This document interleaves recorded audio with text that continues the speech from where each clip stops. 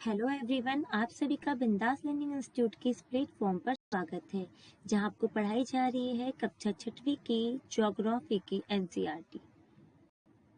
अभी तक हमने हमारी इन क्लासेस में चैप्टर नंबर 1, 2 और 3 कंप्लीट कर चुके हैं और आज हम आपके सामने लेकर आए हैं चैप्टर नंबर 4, जिसका नाम है मानचित्र, जिसके अंदर हम पढ़ेंगे कि मानचित्र क्या है, मानचित्र के तत्व क्या है, मानचित्र की माप क्या है, दिशाएं और प्रतीक क्या है, मानचित्र के प्रकार क्या है, मानचित्र का महत्व, ये सारी चीजें हम अपनी आज की कक्षा में देखेंगे।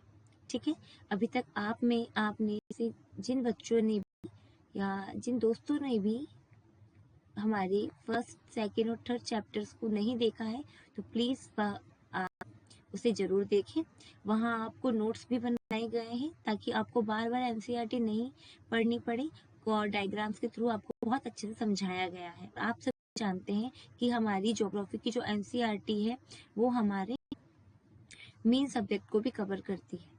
अगर हमारी ज्योग्राफी की एनसीईआरटी कंप्लीट हो गई तो हमें और कुछ भी एक्स्ट्रा पढ़ने की जरूरत नहीं होती एग्जाम के लिए। ठीक है। और ये आपके यूपीएससी, एमपीपीएससी और सभी स्टेट पीएससी एग्जाम के लिए बहुत इंपॉर्टेंट है बच्चों। ओके, तो चलिए स्टार्ट करते हैं। एक और बात, अभी तक आपने अगर हमारे इस चैनल को सब्सक्राइब नहीं किया है तो प्लीज सब्सक्राइब करें और बेल आइकन को प्रेस करें ताकि आपको हमारी सारी क्लासेस समय पर मिल सके और आपकी तैयारी मजबूत हो सके। बच्चों, अभी हमारी एमपी पुलिस की टेस्ट सीरीज जो है वो लॉन्च हुई है, जिसमें आपको कुल 70 टेस्ट दिए गए हैं। 60 जो टेस्ट है वो टॉपिक वाइज है और 10 जो है वो फुल लेंथ टेस्ट है। ठीक है। ये मात्र आपको 49 रुपीज में मिल रही है। और ये आपको कहाँ मिलेगी तो मैं बता दूं, हमारा ऐप है जो कि आपको प्ले स्टोर पर मिल जाएगा। अगर आप प्ले स्टोर पे सर्च करते हैं बिंदास लर्निंग तो आपको ये वहां मिल जाएंगे, जहां से आप इसे डाउनलोड कर लीजिएगा। आपको यहाँ पे फ्री में भी बहुत सारे कॉम्पिटिटिव एग्जाम के नोट्स और टेस्ट प्रोवाइड करी जाती है। ठीक है। और अगर आप प्ले स्टोर से डाउनलोड नहीं भी करना चाहते हैं तो आप हमारे इसी क्लास के नीचे डिस्क्रिप्शन बॉक्स में भी आपको हमारे इस ऐप की लिंक मिल जाएगी, जहां आप भी, आपके अगर कोई दोस्त हो या आप हो या कोई भी जो एमपी पुलिस वगैरह की तैयारी कर रहे हैं तो आप उन्हें बताइएगा। ये टेस्ट सीरीज आपके स्कोर को बूस्ट करने में आपकी हेल्प करेगी। आप जान सकेंगे कि आपका जो स्कोर है वो कितना हो रहा है। ठीक है। ये विशाल मालवीय सर है जो कि सिलेक्ट हुए हैं अभी एमपी पुलिस में 2023 में। ठीक है। और भी हमारी कई टेस्ट सीरीज चल रही है हमारे ऐप पर। यूजीसी नेट की चल रही है, पॉलिटी की। ठीक है। ये मात्र 21 रुपए में है आपको और इसमें 30 टेस्ट आपको दिए जाएंगे बच्चों। ठीक। अब आप लोग सोचेंगे इतना कम प्राइस क्यों, क्योंकि हम हमारा उद्देश्य है कि हम अधिकतर बच्चों को कम पैसों में या कम मात्रा में, कम रुपयों में शिक्षा प्रदान कर सकें। और ये पैसे भी हम अभी इसलिए रख रहे हैं बच्चों, ताकि बच्चे, क्या होता है ना, फ्री में अगर हर चीज मिलती है तो उसको की कोई वैल्यू नहीं होती है। ठीक है। इसलिए हमने आपसे 21 रुपए मात्र जो दान पेटी होनी होती है वैसे ही आपसे लिए हैं। तो प्लीज जुड़िएगा और जो भी बच्चे यूजीसी नेट वगैरह की तैयारी कर रहे हैं उन तक ये क्लासेस को जरूर पहुंचाइएगा, मतलब इस टेस्ट सीरीज को जरूर पहुंचाइएगा। इसी प्रकार ज्योग्राफी की भी टेस्ट सीरीज है यूजीसी नेट वालों के लिए। और एमपीपीएससी प्रीलिम्स की भी टेस्ट सीरीज हमारे ऐप 1 अगस्त से स्टार्ट हो चुकी है बच्चों, जिसमें 200 से ज्यादा बच्चों ने ज्वाइन कर लिया है और अपने स्कोर को वो बूस्ट कर रहे हैं। आप भी जल्द से जल्द जुड़िए और इसका लाभ उठाइए। इसमें आपको टोटल 55 टेस्ट मिलेंगे। 30 जो होंगे वो टॉपिक वाइज होंगे और 10 जो होंगे वो फुल लेंथ टेस्ट होंगे। ठीक है। और 50 10th यूनिट होंगे, जो यूनिट जो आपकी होती हैं उसके फुल लेंथ टेस्ट है और ये पूरे फुल लेंथ टेस्ट होंगे। इसकी जो कीमत है मात्र 39 रुपीज है। ओके, तो आप इससे जुड़िए जल्द से जल्द और अपने स्कोर को बूस्ट कीजिए। अब जैसे मतलब मान लीजिए आपको टेस्ट देना है और टॉपिक्स भी पढ़ना है, तो हमारे इसी बिंदास लर्निंग के यूट्यूब चैनल पे आप लोगों को फ्री में पॉलिटी हो या फिर हिस्ट्री हो, ठीक है, इन भी की क्लासेस फ्री में पढ़ाई जा रही है। ठीक है, तो आप लोग इससे पढ़कर और यहाँ पर आकर आप टेस्ट दे सकते हैं और अपने स्कोर को बूस्ट कर सकते हैं। चलिए तो आगे बढ़ते हैं। 2 अगस्त को जो एग्जाम हुआ था बच्चों असिस्टेंट प्रोफेसर का, उसमें हमारे 50 में से 70 क्वेश्चंस आए थे। ठीक है, ये हमारे लिए बड़ी अचीवमेंट है। ठीक है, तो आपको इससे एक विश्वास भी होगा कि हाँ, आपको ऐसी कोई टेस्ट सीरीज प्रोवाइड नहीं करवाई जा रही है। ठीक है, आपके कहीं ना आपके एग्जाम में ये आपको बहुत बड़ी सफलता की गारंटी देती है। चलिए अब हम अपनी क्लास को आगे बढ़ाते हैं। एक सेकंड दीजिएगा मुझे ताकि मैं अपने चैप्टर्स पे आ सकूं।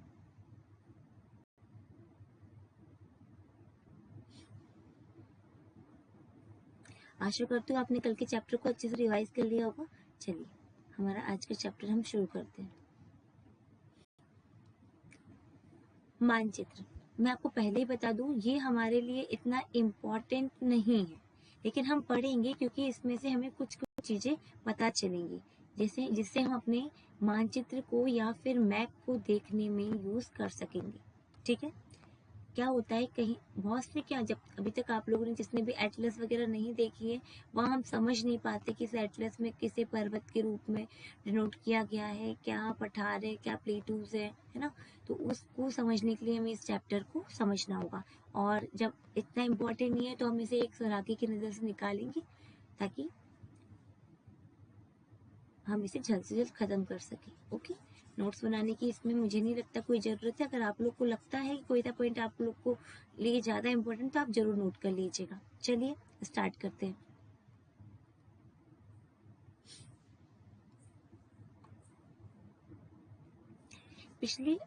आप पिछले अध्याय में ग्लोब के महत्व के बारे में पढ़ चुके हैं। ग्लोब में अध्ययन की कुछ सीमाएं होती हैं। क्या बोला आपने? ग्लोब के बारे में पढ़ा है, इसमें अध्ययन की कुछ सीमाएं होती हैं। जब हम पूरी पृथ्वी का अध्ययन करना चाहते हैं तब ग्लोब हमारे लिए काफी उपयोगी साबित होता है, जब हम पूरी पृथ्वी का अध्ययन करें। लेकिन जब हम पृथ्वी के केवल एक भाग जैसे अपने देश, राज्यों, जिलों, शहरों तथा गांवों के बारे में अध्ययन करना चाहते हैं तो यह हमारे लिए उतना उपयोगी साबित नहीं होता। ठीक है, अब जैसे मान लो आप हमारे भारत के बारे में ही पढ़ना चाह रहे हैं, है ना, तो फिर उसके लिए क्या होगा, ये ग्लोब में आप नहीं कर सकते। ठीक है, ऐसा इसने बोला है। ठीक है, ऐसी स्थिति में हम मानचित्रों का उपयोग करते हैं। मानचित्र पृथ्वी की सतह या इसके एक भाग का पैमाने के माध्यम से चपटी सतह पर खींचा गया चित्र होता है। ठीक है, क्या बोला? पृथ्वी की सतह या इसके एक भाग का, मान लो कि हमने भारत के ही बनाया, इसका एक चपटी सतह पर या किसी भी कागज पर खींचा गया एक चित्र होता है। लेकिन एक गोलाकार सतह को पूरी तरह से चपटा करना असंभव है। मानचित्र हमारी विभिन्न जरूरतों के लिए आवश्यक है। कुछ मानचित्र एक छोटे क्षेत्र को एवं कुछ तथ्यों को दर्शाता है। ठीक है, दूसरे मानचित्र एक बड़ी किताब की तरह तथ्य हो सकते हैं।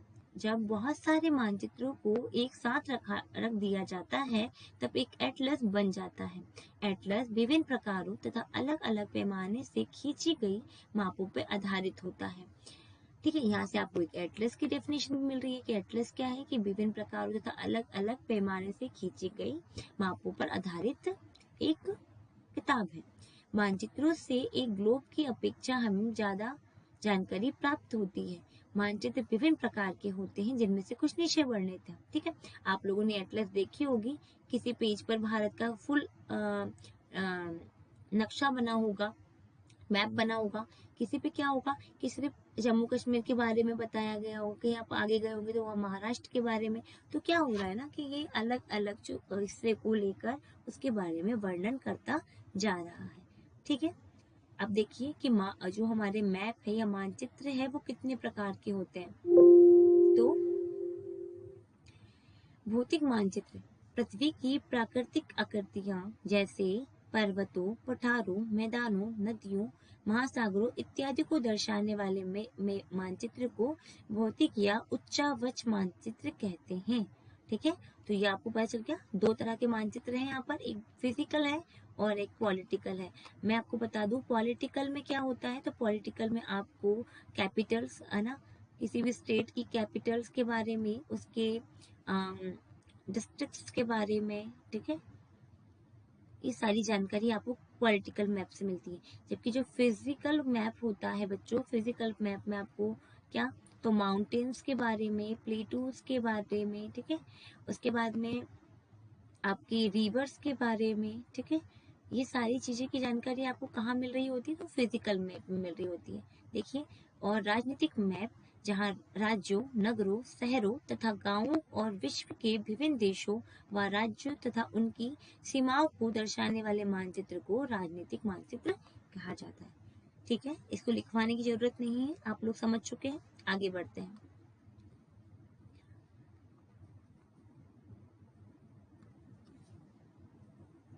तीसरा मानचित्र होता है, वो होता है थीमेटिक मानचित्र। कुछ मानचित्र विशेष जानकारी प्रदान करते हैं, जैसे सड़क मानचित्र, वर्षा मानचित्र, वन तथा उद्योगों आदि के विवरण दर्शाने वाले मानचित्र इत्यादि। अब आपको यहाँ पे एक पॉइंट ध्यान रखना होगा कि सड़क मानचित्र, ठीक है, वर्षा का जो मानचित्र होता है ना, वन का जो मानचित्र होता है, उद्योगों का होता है, ठीक है, या फिर किसी भी धातु का होता है, अधातुओं का होता है ना, इस तरह के जो मानचित्र होते हैं उन्हें हम कौन से मानचित्र कहते हैं, तो थीमेटिक मानचित्र कहते हैं, ना कि राजनीतिक या भौतिक मानचित्र कहा जाता है। ठीक है, समझ में आ गया। इस प्रकार के मानचित्र को थीमेटिक मानचित्र कहा जाता है। इन मानचित्रों में दी गई सूचना के आधार पर उनका उचित नामकरण किया जाता है। ठीक है, मानचित्र के 3 घटक कौन कौन से, दूरी, दिशा और प्रतीक। ये नोट कर लीजिएगा कि मानचित्र का 3 घटक कौन से हैं, घटक कौन कौन से हैं, तो सबसे पहले दूरी, दिशा और प्रतीक। क्लियर? चलिए अब हम दूरी के बारे में पढ़ लेते हैं। क्या है दूरी? मानचित्र एक आरेखन होता है जो कि पूरे विश्व या उसके एक भाग को छोटा कर कागज के एक पन्ने पर दर्शाता है, या यह कह सकते हैं कि मानचित्र छोटे पैमाने पर खींचे जा सकते हैं। ठीक है, लेकिन इसे इतनी सावधानी से छोटा किया जाता है ताकि स्थानों के बीच की दूरी वास्तविक रहे। यह तभी संभव हो सकता है जब कागज पर एक छोटी दूरी स्थल की बड़ी दूरी को व्यक्त करती हो। इसलिए इस उद्देश्य के लिए एक पैमाना चुना जाता है। पैमाना स्थल पर वास्तविक दूरी तथा मानचित्र पर दिखाई गई दूरी के बीच का अनुपात होता है। किसके? स्थल पर वास्तविक दूरी हो और मानचित्र पर दिखाई गई दूरी के बीच का एक अनुपात होता है। उदाहरण के लिए आपके विद्यालय एवं आपके घर के बीच की दूरी 10 किलोमीटर है। ठीक है, आपका घर और आपका विद्यालय 10 किलोमीटर है, जिसे मानचित्र पर 2 सेंटीमीटर की दूरी से व्यक्त किया गया है। 10 किलोमीटर, अभी हमारी स्केल से हमने इसको 2 सेंटीमीटर की दूरी पर व्यक्त कर दिया है। ठीक है, यह इसका अभिप्राय है कि मानचित्र का जो 1 सेंटीमीटर है वो किसके बराबर है, तो वो 5 किलोमीटर है ना, 1 सेंटीमीटर स्थल के 5 किलोमीटर को दर्शाएगा। आपके मानचित्र का पैमाना होगा 1 सेंटीमीटर इजिकल टू 5 किलोमीटर। ठीक है, ये आपको समझ में आ गया कैसे दर्शाए जाते हैं। ठीक है, और जैसे आप कोई सा मानचित्र देखते हैं वहाँ साइड में आपको पैमाना भी दिया मतलब दिया होता है कि उन्होंने क्या पैमाना यूज किया है। इस प्रकार पैमाना किसी भी मानचित्र के लिए बहुत महत्वपूर्ण होता है। अगर आपको पैमाने की जानकारी है तो आप मानचित्र पर दिए गए किसी भी 2 स्थानों के बीच की दूरी का पता लगा सकते हैं। जब बड़े क्षेत्रफल वाले भागों जैसे महाद्वीपों या देशों को कागज पर दिखाना होता है तब हम लोग छोटे पैमाने का उपयोग करते हैं। उदाहरण के लिए मानचित्र पर 5 सेंटीमीटर स्थल के 500 किलोमीटर को दर्शाता है। ठीक है, 5 सेंटीमीटर जो है स्थल के 500 किलोमीटर को दर्शा रहा होता है। इसको छोटे पैमाने वाला मानचित्र कहते हैं। ठीक, जब एक छोटे क्षेत्रफल वाले भाग जिसे आपके गांव या शहर को कागज पर दिखाना होता है तब हम बड़े पैमाने का उपयोग करते हैं। ठीक है, बड़े भागों को दिखाने के लिए छोटे पैमाने का यूज किया जाता है, और जबकि छोटे पैमाने को छोटे भागों को दिखाने के लिए बड़े पैमाने का। जैसे स्थल पर 500 मीटर की दूरी को मानचित्र पर 5 सेंटीमीटर से दर्शाया जाता है। इस प्रकार के मानचित्र को बड़े पैमाने वाला मानचित्र कहते हैं। बड़े पैमाने वाले मानचित्र छोटे पैमाने वाले मानचित्र की अपेक्षा अधिक जानकारी प्रदान करते हैं। क्लियर? इसमें कुछ समझाने लायक नहीं है, बस बता रही हूँ कि आप कभी भी मानचित्र देखें और आपके मन में क्वेश्चन आता है कि भाई ये कैसे, कितना दूर है या कुछ भी, तो आप क्या करेंगे, अपने एटलस के साइट में यहाँ पे पैमाना दिया होता है, आप उसे पढ़ेंगे और आपको ये चीज समझ में आ जाएगी। ठीक है, चलिए नेक्स्ट पेज पे चलते हैं। अब देखिए,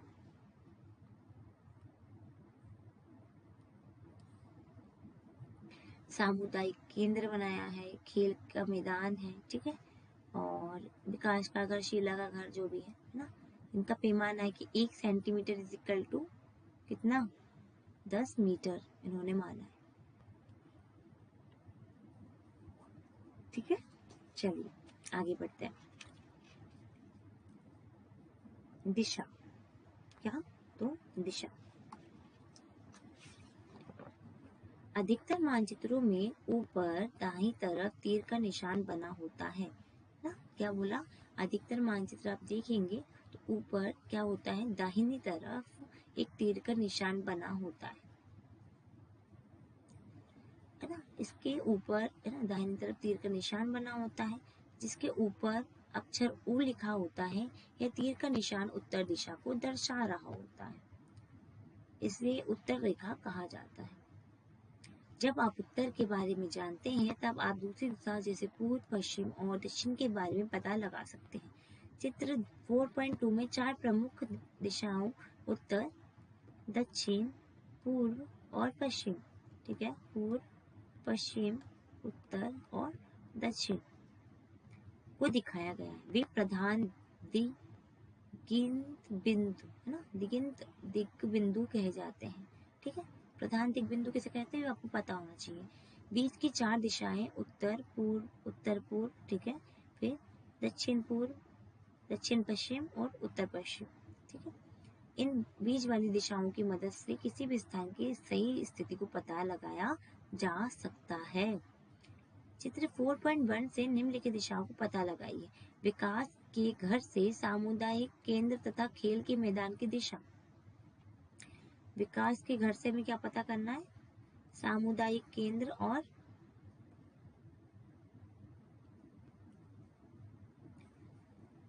घर से। विकास का घर कहाँ है भाई, ढूंढो, विकास का घर, विकास का घर, विकास के घर से सामुदायिक केंद्र, सामुदायिक केंद्र दिख रहा है आप लोगों को, ये रहा ऊपर की ओर सामुदायिक केंद्र, और खेल के मैदान की दिशा क्या है ना, तो देखिए विकास के घर से सामुदायिक केंद्र उत्तर दिशा में है ना, उत्तर दिशा में, और देखा जाए तो ये किधर है, तो ये पूर्व दिशा में, और अगर विकास के घर से देखा जाए तो ये कहाँ है, उत्तर पूर्व दिशा में है खेल का मैदान। ठीक है, दुकानों से विद्यालय की दिशा बताइए, तो जो दुकान है उससे विद्यालय की क्या दिशा है, तो दुकान से विद्यालय की दिशा, ये दुकान है, इससे विद्यालय की दिशा पूर्व दिशा में। ठीक है, चलिए इस दिक सूचक की सहायता से किसी स्थान की दिशा का पता लगा सकते हैं। यह एक यंत्र है जिसकी सहायता से मुख्य दिशाओं का पता लगाया जाता है। इसकी चुंबकीय सुई की दिशा हमेशा उत्तर दक्षिण दिशा में होती है। ठीक है, क्या होती है, हमेशा उत्तर दक्षिण दिशा में ही होती है। अब प्रतीक यह किसी भी मानचित्र का तीसरा प्रमुख घटक है। ठीक है, मानचित्र के मैंने बताया 3 घटक, दूरी, दिशा और प्रतीक, ये आपको याद रखना है। किसी भी मानचित्र पर वास्तविक आकार एवं प्रकार में विभिन्न आकृतियां जैसे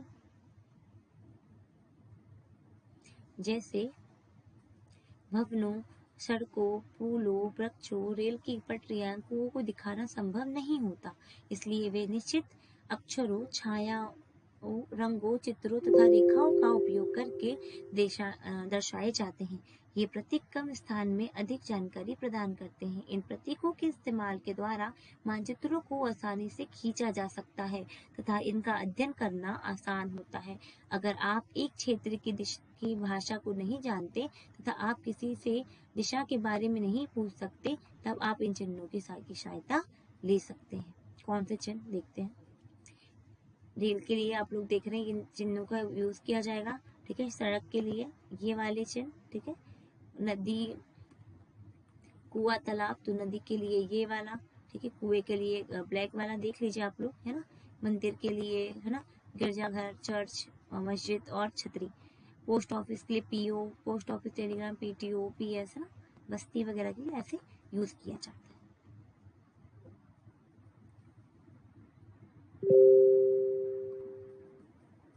ठीक है।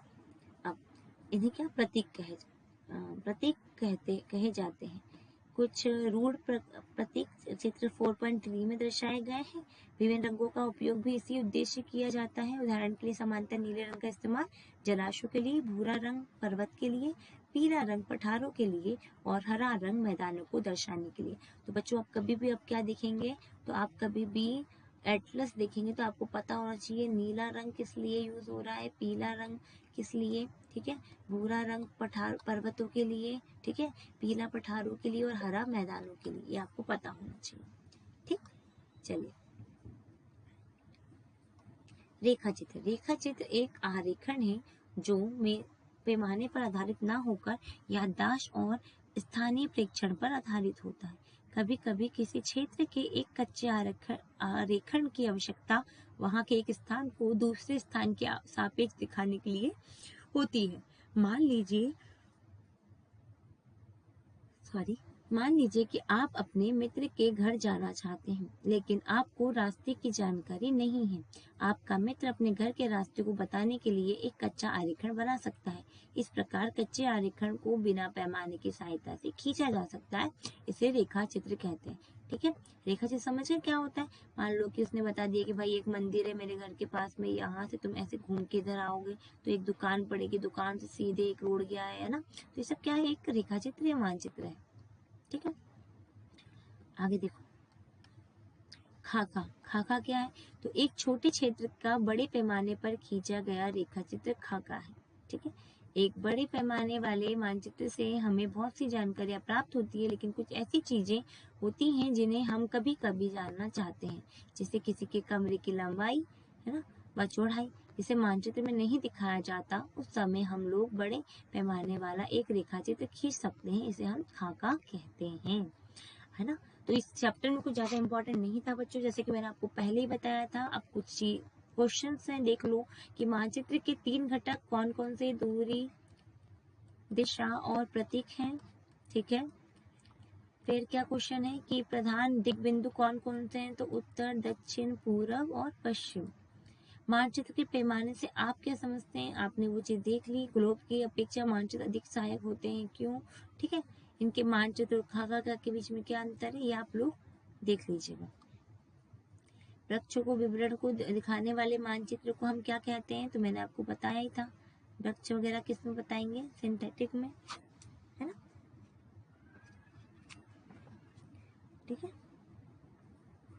उसके बाद नीले रंग का इस्तेमाल आपको पता ही है। जलाशयों के लिए दिक् सूचक का उपयोग किस का उपयोग किया जाता है? मुख्य दिशा का पता लगाने के लिए ना, इसके लिए मुख्य दिशा का पता। पैमाना आवश्यक है, किसके लिए पैमाना क्यों चाहिए? किसके लिए? रेखा चित्रों के लिए नहीं, प्रतीकों के लिए नहीं, मानचित्र के लिए। ठीक है, क्लियर? तो ये हो गया हमारा चैप्टर क्लोज्ड। ठीक है, ये होता है हमारा चैप्टर समाप्त। इस चैप्टर में कुछ नहीं था बच्चों, लेकिन इसके बाद का जो चैप्टर है जिसका नाम है पृथ्वी के प्रमुख परिमंडल, ये आपके लिए बहुत इंपॉर्टेंट है, क्योंकि इसमें आपको भूमंडल, वायुमंडल और जलमंडल के बारे में जानने को मिलेगा।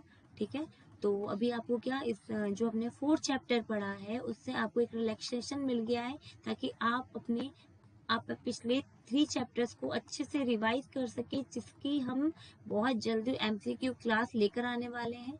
बच्चों देखिए क्या है ना, कि आप इन्हें हल्के, मतलब बोलते ना कि हल्के में नहीं लेना है इन्हें, ठीक है, मजाक में बिल्कुल नहीं लेना, ये आपके लिए बहुत इंपॉर्टेंट है। एनसीईआरटी आपके छोटे छोटे बेसिक डाउट्स को क्लियर करेगी, जो आपको आगे चल के कभी भी नहीं आएंगे, कभी भी नहीं आएंगे, अगर आपने आज अच्छे से समझा लिया। इसलिए मुझे पढ़ाने में टाइम लग रहा है, मैं ये नहीं देख रही हूँ कि मुझे 1 घंटा लग रहा है या कितना, है ना।